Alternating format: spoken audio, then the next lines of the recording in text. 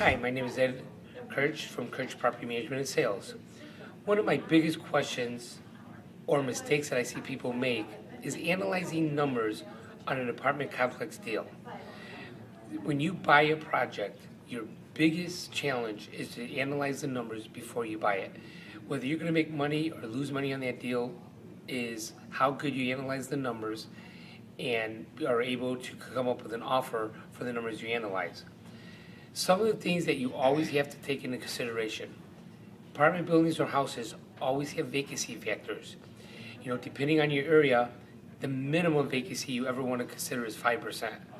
Depends on the area, you may go 10, 15%. So you always want to check vacancy factors.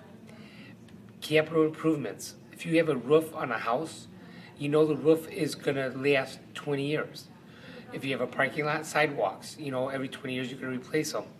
So you want to put, minimum 3% for capital improvements, but look at the complex or the house and see what you're going to be doing.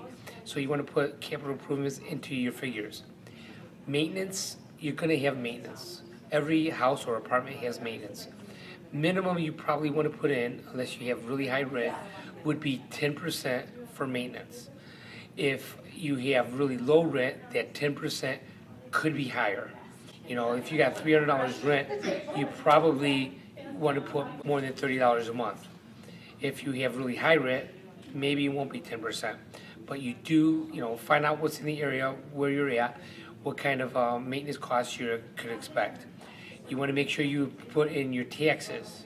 You want to put in your insurance. Taxes can vary terribly. Most buildings that I've ever seen usually will not come under 50% for expenses. You still have things like management.